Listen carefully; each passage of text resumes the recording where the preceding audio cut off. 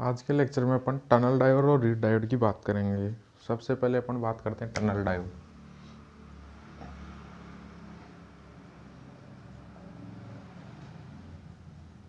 किसकी बात करें?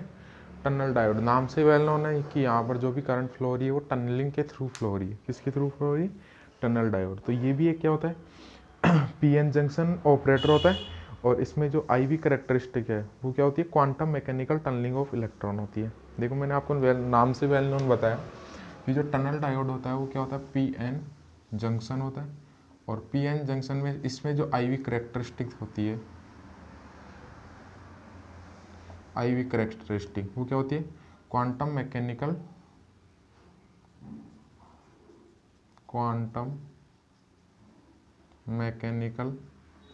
Tunnelling of electron. यानी जो भी करंट फ्लो होगी वो टनलिंग के द्वारा, इलेक्ट्रॉन की टनलिंग के थ्रू, पोटेंशियल बैरियर से जब इलेक्ट्रॉन टनल के थ्रू क्या होंगे? फ्लो होंगे, तो उस केस में उसमें करंट फ्लो। अब ये एक नेगेटिव रेजिस्टेंस डिवाइस की तरह भी काम में ले सकते हैं। नेगेटिव रेजिस्टेंस का मतलब क्या होता है कि वोल्टेज बढ़ाने पर करंट एक कम हो जाए, तो ऐसी जो डिवाइस है उसको अपन नेगेटिव रेजिस्टेंस डिवाइस कहते हैं। अब इसमें कैसे वोल्टेज बढ़ाने पर करंट कम होगी उसकी अपन डिटेल से बात कर रहे हैं, ठीक है। सबसे पहले मैं बात करूं इक्विलिब्रियम कंडीशन में जो वैलेंस बैंड और कंडक्शन बैंड है, अगर उनमें पीएन जंक्शन डायोड अपन फॉर्मेशन करें तो क्या होगा? तो अंडर इक्विलिब्रियम कंडीशन,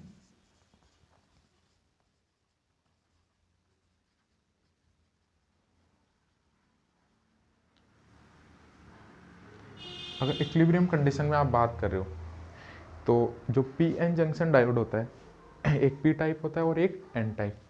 तो आप जानते हो एक वैलेंस बैंड होगा और एक कंडक्शन बैंड होगा, और इसमें एक क्या होता है? Fermi energy level.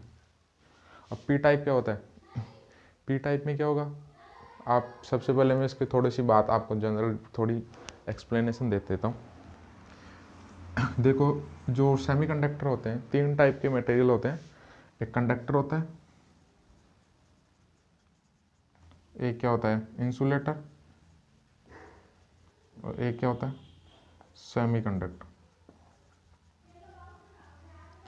अगर बैंड फॉर्मेशन के हिसाब से बात करें तो जो कंडक्टर होगा उसमें ये वैलेंस बैंड ईवी और ये कंडक्शन बैंड दोनों ओवरलैप होंगे, यानी यहाँ पर कंडक्शन बैंड में फ्री ऑफ इलेक्ट्रॉन रहेंगे, और आपको पता है जो करंट फ्लो होती है वो फ्री इलेक्ट्रॉन की वजह से होती है। करंट जो भी कंडक्शन बैंड में होंगे तो कंडक्शन बैंड में फ्री इलेक्ट्रॉन होंगे और उनकी वजह से नॉर्मली करंट फ्लो होगी। उनको अपन बोलते हैं कंडक्टर में क्या होता है? नॉर्मली करंट फ्लो होती है। क्यों होती है? क्योंकि कंडक्शन और वैलेंस बैंड ओवरलैप होते हैं, ओवरलैप होने की वजह से कंडक्शन बैंड में इलेक्ट्रॉन, फ्री इलेक्ट्रॉन पाए जाते हैं। दूसरा इंसुलेटर। इंसुलेटर में क्या होता है?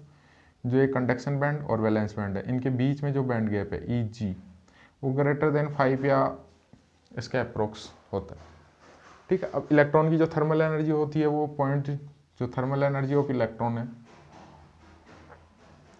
थर्मल एनर्जी ऑफ इलेक्ट्रॉन वो आप जानते हो 0.025 इलेक्ट्रोवोल्ट होती है। इसका मतलब इतनी एनर्जी, आप कितनी एनर्जी दोगे उसको? उस केस में इलेक्ट्रॉन जो वैलेंस बैंड है उससे कंडक्शन बैंड को पार नहीं कर पाएगा। इसका मतलब इंसुलेटर में करंट फ्लो नहीं होगी, आप कितना भी टेम्परेचर उसको दे दो, ठीक है। और सेमीकंडक्टर में क्या होता है?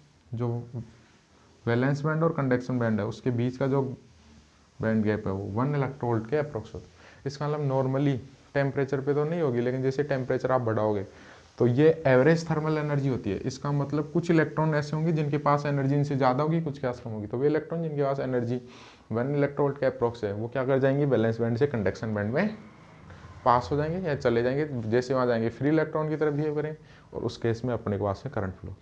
अब सेमीकंडक्टर की अपन बात करें तो सेमीकंडक्टर ये तो क्या हो गया? इंट्रिंसिक। इंट्रिंसिक मतलब जितने होल है उतने ही इलेक्ट्रॉन है, उसको क्या बोलेंगे? जितने इलेक्ट्रॉन यहाँ से जाएंगे उतने यहाँ होल बन जाएंगे, तो जितने नंबर ऑफ इलेक्ट्रॉन है उतने नंबर ऑफ होल है। इसीलिए इसको क्या लिखते हैं? n इक्वल टू पी, और एन पी क्या लिखते हैं? एन आई स्क्वायर।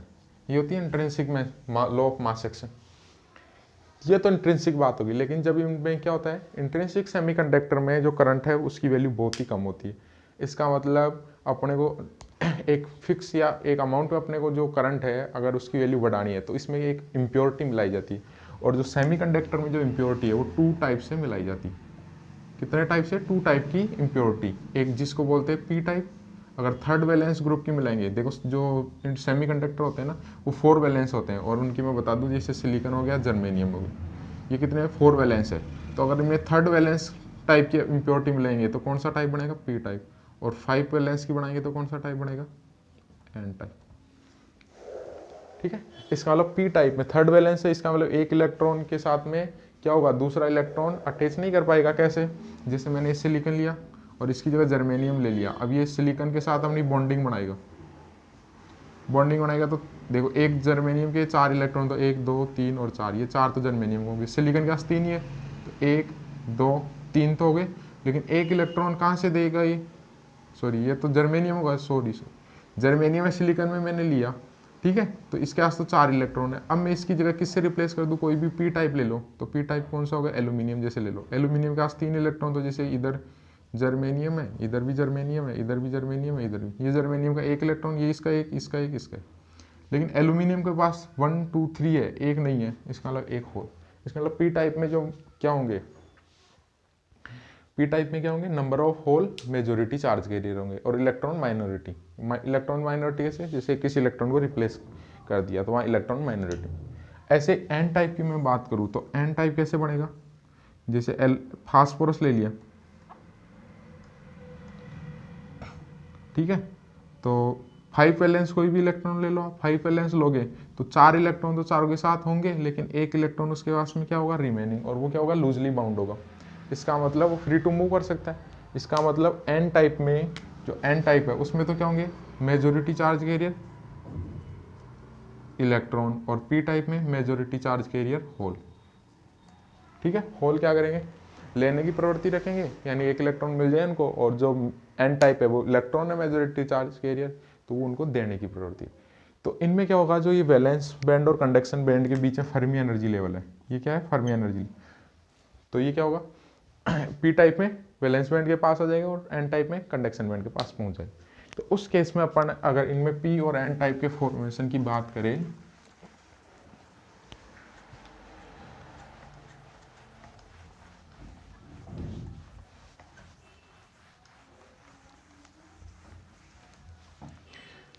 तो पी एन जंक्शन का अगर फॉर्मेशन करोगे आप, तो इन दोनों की जो फर्मी एनर्जी लेवल है उनको आपको एक लेवल में लाना पड़ेगा। तो ये ई एफ पी टाइप का हो गया, और ये ई एफ वी टाइप का, ये कौन सा बैंड हो गया, कंडक्शन बैंड, तो ई सी पी।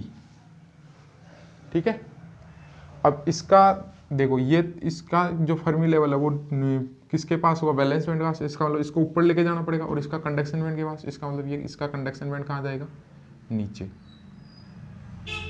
ठीक है, ई सी ई एफ एन और ये ई सी एन, इसका मतलब इसका जो कंडक्शन बैंड है वो कहाँ गया, नीचे की तरफ मूव कर।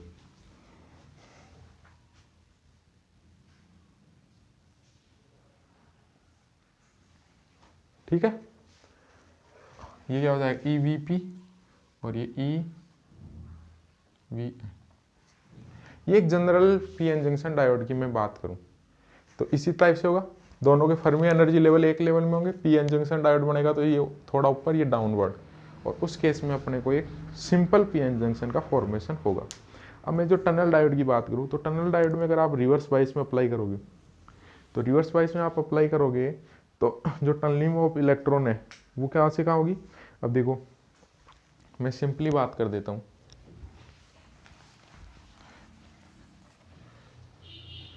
एक पी टाइप है और एक एन टाइप।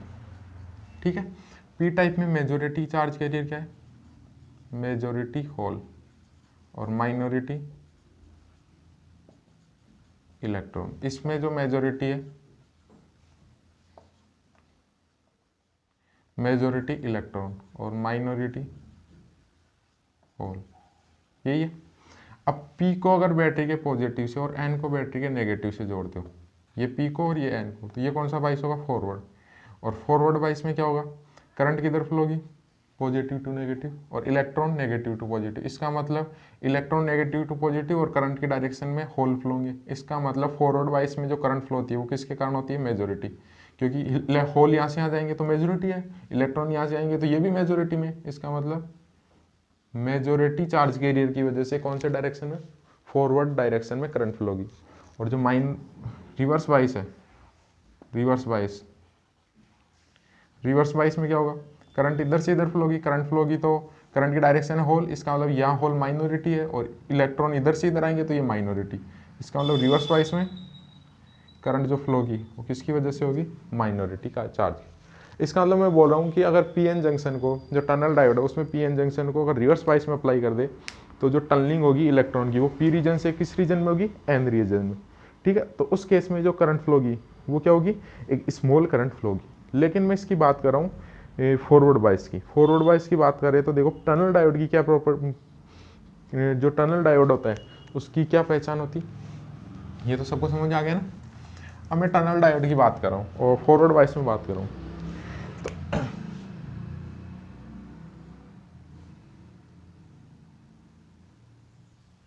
ये मेरा एक टनल डायोड है, ठीक है।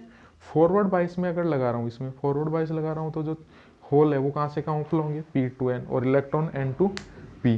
तो इस केस में क्या होगा, जैसे जैसे अपन फॉरवर्ड बाइस बढ़ाएंगे तो ये क्या होंगे, जो फर्मी एनर्जी लेवल वो एक दूसरे के रेस्पेक्ट में, जितना अमाउंट आप बाहर से लगा रहे हो उस अमाउंट के रेस्पेक्ट में एक दूसरे से क्या होते जाएंगे, दूर जाते जाएंगे। तो इस केस में क्या होगा, जो नंबर ऑफ फिल स्टेट है वो शुरू में तो क्या होगी, इंक्रीज होगी, बाहर से लगा रहे हो ना आप, तो उस केस में इलेक्ट्रॉन और जो होल है वो नंबर ऑफ एक दूसरे में क्या होंगे, ट्रांजिशन बढ़ेगा। फिर एक केस के बाद में क्या हो जाएंगे, ये जो दोनों स्टेट है, ये दोनों जो बैंड की स्टेट है वो एक दूसरे को क्रॉस कर जाएगी। देखो धीरे धीरे बढ़ रही है, एक टाइम पे तो क्या है, नंबर ऑफ जो फील्ड एनर्जी स्टेट है ये ज़्यादा होगी, तो यहाँ से यहाँ जो इलेक्ट्रॉन है ये बढ़ गई स्टेट, तो ज़्यादा number of electron hole move करेंगे। लेकिन क्या होगा, एक स्टेट के बाद ये दोनों एक दूसरे को मूव कर जाएगी, स्टेट ही नहीं होगी, तो यहाँ से यहाँ इलेक्ट्रॉन की जो फ्लो है वो क्या हो जाएगा, धीरे धीरे कम होने लग जाएगा। तो इसका अगर मैं आई वी करेक्टरिस्टिक बनाऊँ तो आई वी जो करेक्टरिस्टिक है वो कैसा आएगा बताओ, ये आई और ये वी, जैसे मतलब पहले तो बढ़ेगा, फिर एक टाइम पर मैक्सिमम, फिर धीरे धीरे स्टेट नंबर ऑफ स्टेट कम होने की वजह से कम होगा और फिर एकदम बढ़ेगा। बात समझ आ रही है, ये यहाँ से यहाँ क्यों आ रही है, इसकी सबसे पहले बात करते हैं। सबसे पहले यहाँ से यहाँ तक तो समझ आ गया, ये आई पी मैक्सिमम करंट होगी, इसके बाद यहाँ से यहाँ कम हो रही, बैंड पास जो स्टेट है वो एक दूसरे को क्रॉस कर गई, क्रॉस करने की वजह से जो वोल्टेज बढ़ाने पर करंट कम हो रही है, करंट कम हो रही है, इसका मतलब इस केस में जो अपना रेजिस्टेंस की बात करेंगे वो नेगेटिव रेजिस्टेंस होगा, ठीक है। फिर एक टाइम बाद में क्या होगा कि जो वोल्टेज बाहर से इतना ज़्यादा अप्लाई कर दिया कि उसका क्या हो जाएगा, डिफ्यूजन, सॉरी ये तो जो करंट होगी यहाँ पे ये तो डिफ्यूजन करंट कहलाएगी। और उसके बाद में एक टाइम पर क्या होगा, जो टनलिंग करो है डिफ्यूजन की वजह से क्या होगी, जो फॉरवर्ड करंट है वो इंक्रीज हो जाएगी, यानी अपने पास में जो 22 है उससे नंबर ऑफ इलेक्ट्रॉन होल उसको तोड़ के टनलिंग करंट मैक्सिमम फ्लो। ये था अपना टनल डायोड। क्या था, टनल डायोड। अब अपन बात करते हैं रीड डायोड।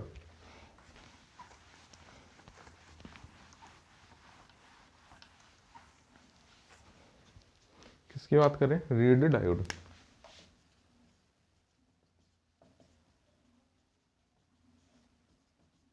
और इसी के एक टाइप की बात करें, इम्पैक्ट। इम्पैक्ट की फुल फॉर्म होती है impact ionization avalanche transit time device. Impact ionization avalanche transit time device, ठीक है, इसकी अपन बात करेंगे। तो इसमें जो ये जो डिवाइस है, ये डिवाइस क्या होगी, अपन एक सिंपल पीएन जंक्शन स्ट्रक्चर लेंगे और उसमें क्या कर लेंगे, जो डीसी वोल्टेज है उस पर सुपर इम्पोज करेंगे एसी वोल्टेज, यानी एक जो स्ट्रक्चर इसकी होती है N plus P I P plus, या तो ये या क्या होगी P plus N I N plus, ये दो स्ट्रक्चर से ही बना होता है। प्लस का मतलब है यहाँ पर जो मेजोरिटी जो चार्ज कैरियर है वो हाई डोपिंग है। प्लस का मतलब क्या है, एन और पी में, एन में हाई डोपिंग है, पी प्लस का मतलब पी में हाई डोपिंग। यहाँ तक कोई डाउट नहीं है। इसका मतलब मैं यहाँ पर एक जो स्ट्रक्चर अपन ले रहा हूँ रीड डायोड की, वो N plus P I P plus की बात कर लेते हैं अपन यहाँ पे। तो देखो एन प्लस, ये पी, ये आई बड़ा पार्ट होता है,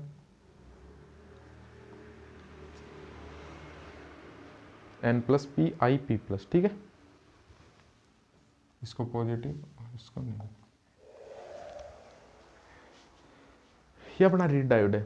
तो ये जो रीड डायोड है इस पीएन जंक्शन की तरफ काम करेगा, लेकिन इस पर क्या करेंगे, जो डीसी वोल्टेज लगा रखे उस पर एसी वोल्टेज सुपर इम्पोज करेंगे। उस केस में जो चार्ज कैरियर जनरेट होंगे वो क्या होंगे, इस ड्रिफ्ट रीजन को पास करेंगे, और ड्रिफ्ट रीजन को पास करेंगे तो रिजल्टेंट जो करंट है अपने को वो 180 डिग्री के आउट ऑफ फेज से अपने को मिलेगी वोल्टेज के साथ। ठीक है, इसके केस में एक 180 डिग्री के फेज से मिलेगी, जिसका मतलब क्या हुआ, वो क्या है, क्या है, रिवर्स नेगेटिव कंडक्टेंस या नेगेटिव रेजिस्टेंस की अपन बात करें। यानी अपने को बात क्या करनी है, कौन से रीजन में काम करेगा, नेगेटिव रेजिस्टेंस में। क्या काम करना है अपने को, डीसी के साथ में एसी को सुपर इम्पोज कराना, सुपर इम्पोज कराने पर जो अपने को करंट मिलेगी और जो वोल्टेज होगी वो दोनों कितने के फेज से होगी, 180 डिग्री के फेज से होगी।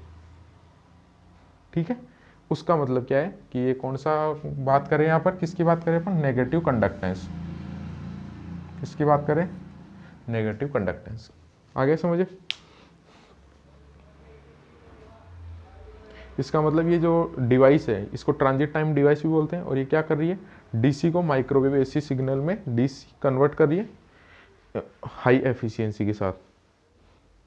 ठीक है, चलो अब देखो इसमें जो ये डिवाइस, इसमें दो रीजन हो गए, एक तो N+P रीजन, और N+P रीजन में क्या हो रहा है, एवेलांस मल्टीप्लिकेशन हो रहा है, और जो दूसरा रीजन है इंटरेक्शन रीजन, जिसमें क्या हो रहा है, जो चार्ज कैरियर है वो ड्रिफ्ट कर रहे हैं P+ कॉन्टैक्ट की तरफ। देखो ये तो एक जंक्शन हो गया N और P का, N और P का हो गया, तो यहाँ एवेलांस मल्टीप्लिकेशन होगा, और एवेलांस मल्टीप्लिकेशन होने की वजह से जो यहाँ पर चार्ज कैरियर जनरेट होंगे, ठीक है, वो चार्ज कैरियर किसकी तरफ ड्रिफ्ट करेंगे, P+ कॉन्टैक्ट की तरफ। यानी ये ड्रिफ्ट रीजन हो गया, इसमें से यहाँ इसकी तरफ करेंगे, यानी एक तो ये रीजन हो गया और एक ड्रिफ्ट रीजन जिससे चार्ज कैरियर P+ कॉन्टैक्ट की तरफ मूव करे। ठीक है, यहाँ तक कोई डाउट नहीं है कि ये जो डिवाइस है नेगेटिव कंडक्टेंस डिवाइस है, और ये क्या करती है, जो कैरियर और ट्रांजिट टाइम इफेक्ट है उस पर काम करती है। यानी अपन डीसी वोल्टेज के साथ में एसी वोल्टेज जो सुपर इम्पोज करेंगे तो जो फाइनली करंट और वोल्टेज होगी 180 डिग्री का आउट ऑफ फेज से मिलेगी। इसका मतलब अपन क्या कर सकते हैं, यहाँ पर जो रेजिस्टेंस या जो कंडक्टेंस मिल रही है वो नेगेटिव टाइप मिल रही है। ठीक है, आगे समझे। और अपन ये काम क्या कर रही है, DC to microwave AC signal को सुपर इम्पोज करने पे क्या कर रही है, हाई एफिशिएंसी अपने को मिल रही है। ठीक है, अब ऑपरेशन की बात करें तो यहाँ पर जो P रीजन है वो बहुत ही नैरो होता है, सबसे नैरो रीजन ये P होता है। और क्या होता है इसकी बात अपन करते हैं। अब इसमें जो एवेलांस मल्टीप्लिकेशन है क्या होगा, एक थिन रीजन में अपने को क्या करना है, एवेलांस मल्टीप्लिकेशन अकर होगा। उस केस में जो यहाँ पर जो फील्ड है वो P+ रीजन में अपन यूनिफॉर्मली मान सकते हैं। यानी ये स्मॉल होगा तो यहाँ पर एवेलांस मल्टीप्लिकेशन होगा, तो उसको ओवरऑल यूनिफॉर्म मान सकते हैं। ठीक है, ओवरऑल तो इसका जो इलेक्ट्रिक फील्ड का अपन ग्राफ बनाए तो कैसा होगा, यहाँ पर मैक्सिमम होगा इस कॉन्टेक्ट पे, और इसमें लगभग मैं यूनिफॉर्म मान सकता हूँ हल्का सा, और फिर यहाँ पर ये तो इंटेंसिव रीजन है और यहाँ पर 0, तो ये किसका हो गया, इलेक्ट्रिक फील्ड। ठीक है, ये डिस्टेंस और ये इलेक्ट्रिक।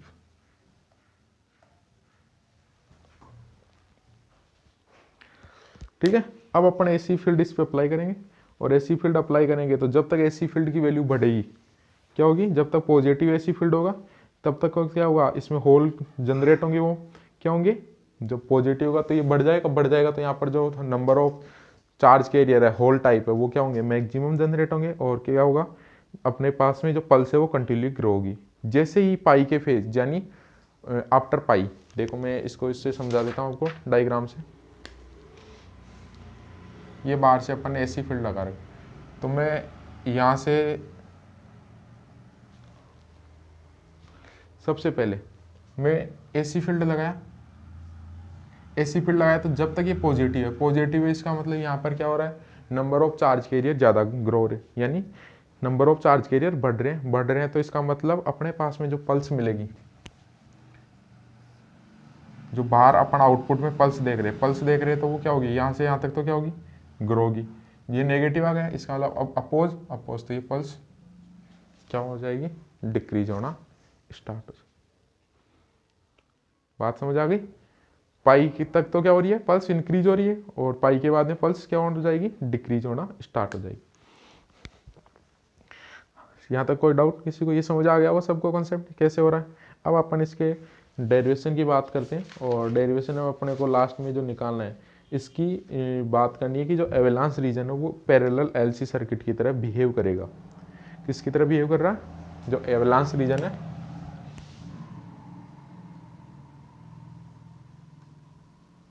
वो पैरेलल एसी सर्किट की तरह बिहेव करता है, ये अपने को निकालना है, और उसकी फ्रीक्वेंसी का जो डेरिवेशन है वो अपने को कैलकुलेट करना है। तो देखो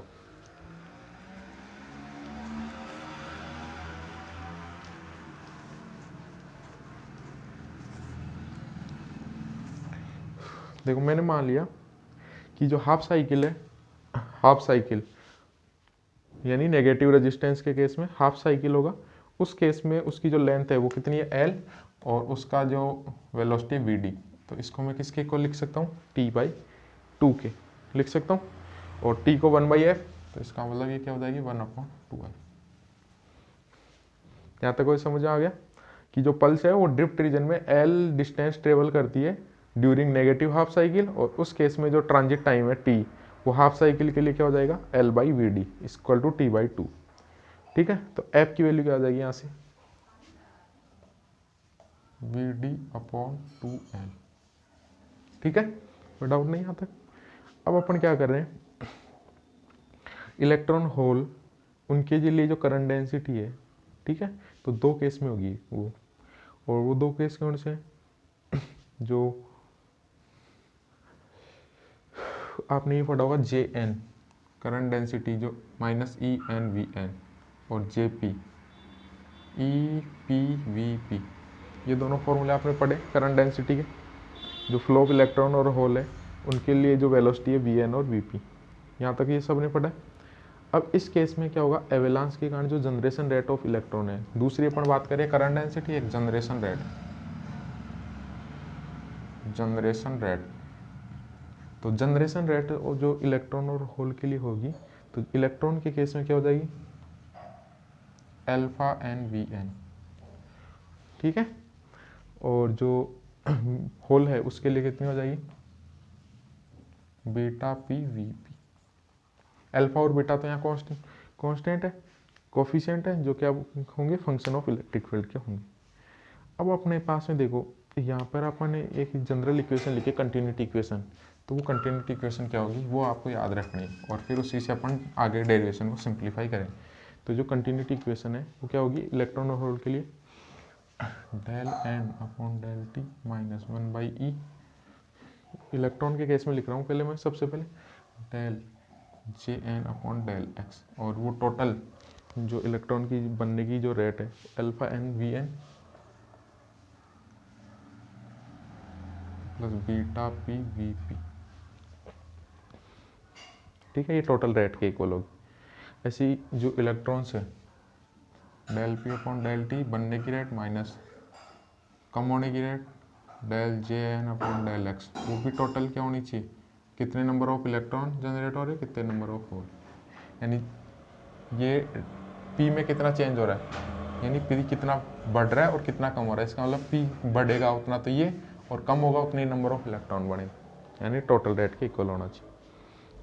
ठीक है, सिंप्लीफिकेशन के लिए अपन क्या मान रहे लेते हैं, और सिंप्लीफिकेशन, तो सिंप्लीफिकेशन के लिए मान लिया अल्फा इक्वल टू बीटा और V N equal to V P equal to V D, यानी उनकी वेलोसिटी भी V N equal to V P equal to V D. ठीक है, चलो फर्स्ट इक्वेशन को अपन सिंप्लीफाई करें। तो फर्स्ट इक्वेशन से क्या हो जाएगा, del N upon del T, del N upon del T कितने हो जाएगा 1/e del J N upon del X, और ये हो जाएगा plus alpha equal to beta, तो अल्फा हो गया, अल्फा हो गया, V N equal to V P तो वी डी हो गया, और क्या हो गया एन प्लस पी। ठीक है, ऐसी सेकंड इक्वेशन हो जाएगी, सॉरी सेकंड इक्वेशन ये प्लस आएगा, तो क्योंकि इलेक्ट्रॉन होल के लिए अपोजिट आता है ना, तो ये del P upon del T क्या हो जाएगी -1/e del J N upon del X, और प्लस अल्फा वी डी और एन प्लस पी। यहाँ तक कोई डाउट किसी को? यहाँ तक किसी को डाउट नहीं है? दोनों को जोड़ दो। तो देखो दोनों को जोड़ोगे तो क्या होगा, डेल बाई डेल टी, इधर तो होगा एन प्लस पी, ठीक है। टी गलत नोटेशन लिख दिया ना, पी आएगा ना यहाँ, तो क्या आ जाएगा 1/e, ये क्या आ जाएगा del by del X J N minus J P और plus alpha V D N plus P, तो ये हो जाएगा 2 alpha V D N plus P और 1/e del by del X J N minus J P. यहाँ तक कोई doubt? अब आपने जो एन और पी है उसकी वैल्यू यहाँ पर पुट कर दे, तो एन और पी की आप वैल्यू पुट करोगे तो क्या हो जाएगा del by del T, N की वैल्यू क्या थी माइनस जे जो करंट डेंसिटी उससे रख दे, तो J minus J N upon E V N, ये हो जाएगा minus J P upon E V P equal to 1/e del by del X J N plus J P और plus 2 alpha V D N plus P. यहाँ तक सबको समझ आ गया? अरे यहाँ तक सबको समझ आ गया ना? तो देखो इसको अगर अपन सिंप्लीफाई करें तो V N V P equal to V N equal to V D put किया था, तो क्या वैल्यू आ जाएगी इसकी -1/e तो बाहर आ गया, डेल बाई डेल टी ये आ गया J N plus J P upon V D और ये आ गया 1/e del by del X J N plus J P और साथ में प्लस 2 अल्फा वी डी और एन प्लस पी। क्लियर है? वी डी को भी अगर अपन कांस्टेंट मान ले तो वी डी बाहर आ जाएगा और उसको क्या कर दे इंटीग्रेशन कर दे एवेलांस रीजन के लिए, इसका इंटीग्रेशन कर दे। तो देखो एवेलांस रीजन के लिए अगर अपन इसका इंटीग्रेशन करेंगे तो कितनी वैल्यू आ जाएगी, इंटीग्रेशन ये 1/e इसको अपन हटा दे, सॉरी ये J N minus J P था क्या, J N minus J P, देखो दोबारा से बता देता हूँ मैं क्या वैल्यू थी इसकी। ये जो n प्लस पी है इसकी भी वैल्यू पुट कर दो आप यहाँ पर minus J N upon E V N minus J P upon E V P. तो ये फॉर्मूला जो बनेगा ये इसको अगर मैं J P minus J N करूँगा तो ये माइनस आ जाएगा, ये माइनस आ जाएगा और ये जो वैल्यू होगी ये कितनी आ जाएगी, ये भी माइनस बाहर निकालो plus 2 alpha V D divide में ई वी डी और ये भी हो जाएगा J P plus J N, ये हो जाएगा। ये अब माइनस माइनस माइनस है वो तीनों कैंसिल हो जाएंगे, ठीक है। तो जो अब अपनी इक्वेशन आएगी वो क्या आ जाएगी, देखो मैंने मान लिया J P plus J N, इसको तो मान लिया जे ए, ठीक है, और ये ई तीनों से कैंसिल हो जाएगा। तो क्या वैल्यू बचेगी 1/वी डी डेल जे ए अपॉन डेल टी और यहाँ पर ई कैंसिल हो गया तो क्या बचेगा del by del X J P minus J N और ये प्लस वी डी से V D cancel alpha 2 alpha और ये जे ए। अब किसी को डाउट है? अब इसको इंटीग्रेट कर दो किसके रेस्पेक्ट में, एवेलांस रीजन में। तो एवेलांस रीजन में करोगे तो integration 0 to D A D X, integration 0 to D A D X और integration 0 to 2a D X, ठीक है। अरे ठीक है, तो फर्स्ट टर्म तो क्या हो जाएगी, इसको तो ओवरऑल कांस्टेंट मान लो, तो ये तो हो गया 1/वी डी डेल जे ए अपॉन डेल टी और डी एक्स का हो गया डी ए। जो नेक्स्ट है उसकी वैल्यू क्या आ जाएगी, J P minus J N, J P minus J N और कहाँ से कहाँ तक 0 टू डी ए, ठीक है। और लास्ट टर्म को आप अभी एक बार ऐसे कैसे रहने दो plus integration 0 to 2a 2 alpha J A D X. यहाँ तक किसी को डाउट? अब इसको करंट डेंसिटी से करंट में स्विच कर दीजिए क्योंकि अपने को तो वैल्यू करंट की निकालनी है, तो करंट में स्विच कर दो इसको। तो करंट में स्विच करोगे तो देखो क्या वैल्यू आ जाएगी, 1/VD del IA upon del T DA equal to IP minus IN limit 0 to DA plus integration 0 से 2A to alpha IA dx।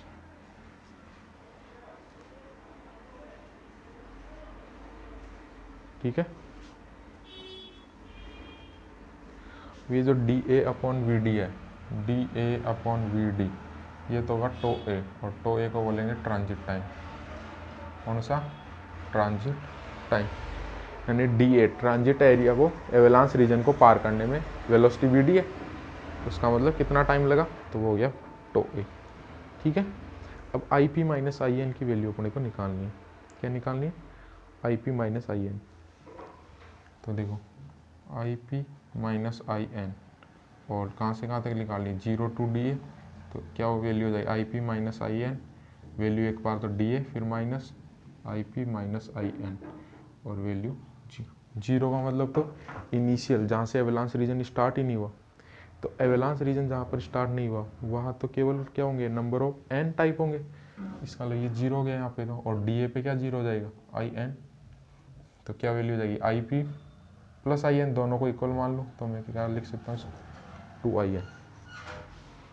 और 2IN को अप्रोक्सीमेटली वैल्यू क्या हो सकती है, 2IA। ठीक है, तो वैल्यू पुट कर देते। तो ये क्या हो गया, टो ए, फर्स्ट टर्म तो two A del IA upon del T। Second term क्या हो जाएगी, 2IA, ये होगी,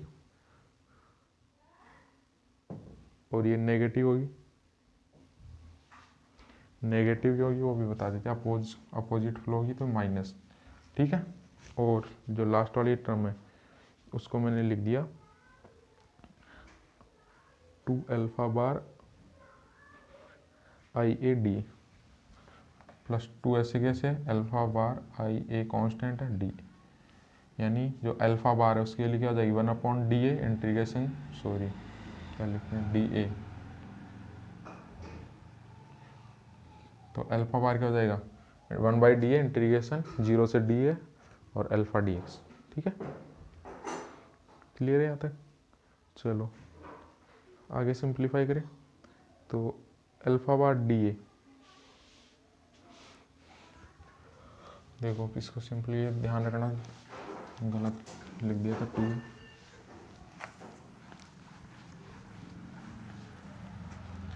अब देखो ये tau A del IA upon del T minus 2IA common आ गया, यहाँ तो बचा 1 और यह माइनस अल्फा बार D।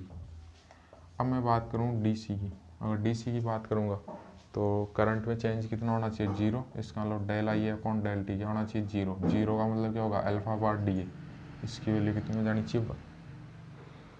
ठीक है, लेकिन अगर मैं AC फील्ड अप्लाई कर रहा हूँ, तो AC फील्ड अप्लाई कर रहा हूँ तो उस केस में जो टोटल करंट होगी अल्फा IA, तो 4 AC, अगर AC अप्लाई कर रहा हूँ तो उस केस में जो टोटल करंट होगी I क्या हो जाएगी, टोटल करंट 2 पार्ट्स होगी, एक DC और एक AC। तो DC को मैंने लिख दिया I0 और AC को लिख दिया IA। ठीक है, और ये जो अल्फा बार डी है ये भी चेंज हो जाएगा, और अल्फा बार डी ए की वैल्यू भी क्या हो जाएगी, DC प्लस AC। तो देखो कितनी वैल्यू हो जाएगी, ये जो अल्फा बार डी ए है DC प्लस AC, DC के केस में से इसकी वैल्यू कितनी है, 1, और AC के केस में जो भी लास्ट में वैल्यू दी थी AC के केस में कितनी हो जाएगी, अल्फा ए बार प्राइम और साथ में EADA, इलेक्ट्रिक फील्ड फंक्शन होगा।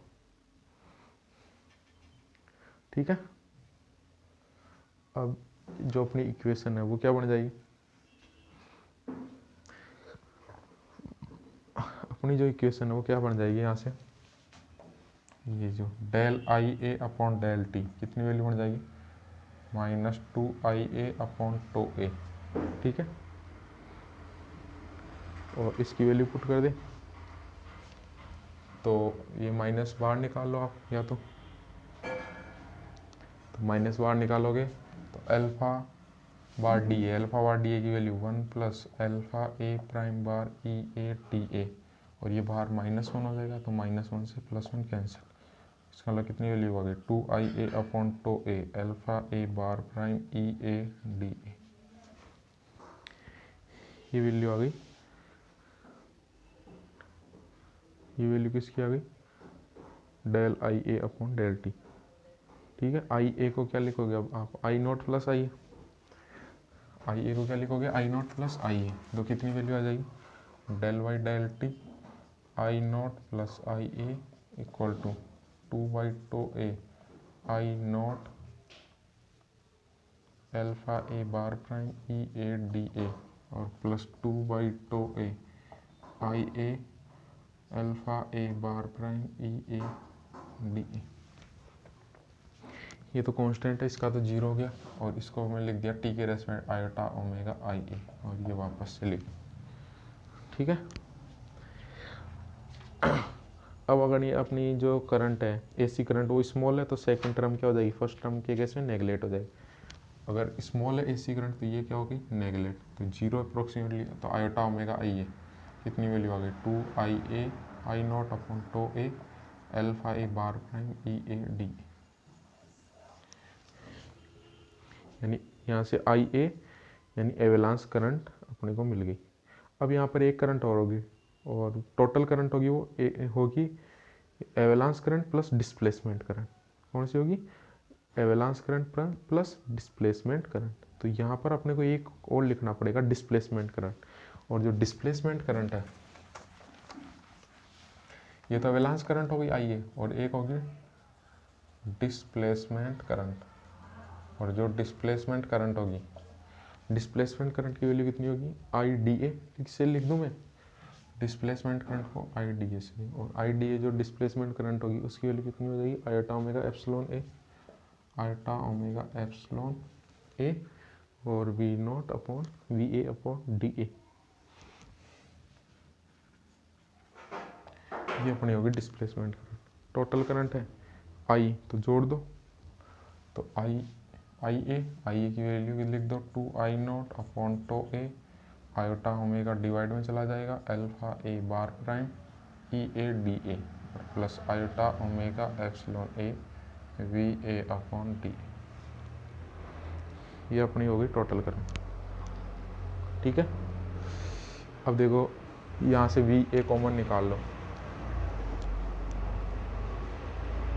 2I नॉट आयोटा ओमेगा तो ए alpha A bar E A D ए, इसको वी ए लिख सकता हूँ, तो ई ए डी ए क्या हो गया वी ए दोनों से कॉमन निकालो, तो 2I not upon iota omega two A alpha A bar plus iota omega epsilon A upon D A, साथ में वी ए बार ये आई। वी और आई में क्या रिलेशन होता है, ये इंडक्टेंस को शो करें, तो इसको मैं क्या लिख सकता हूँ अगर मैं कंपेयर करूँ तो ये होना चाहिए 1 अपॉन आयोटा ओमेगा एल और प्लस ये क्या होना चाहिए आयोटा ओमेगा सी। ठीक है, यही होना चाहिए, इसका मतलब एल और सी यहाँ से आ जाएंगे, तो देखो सी तो आ गया एप्सिलॉन ए अपॉन डी ये होता है, और एल की वैल्यू कितनी आ गई tau A upon 2I not alpha A bar पर, डी ए भी तो होगा ना साथ में,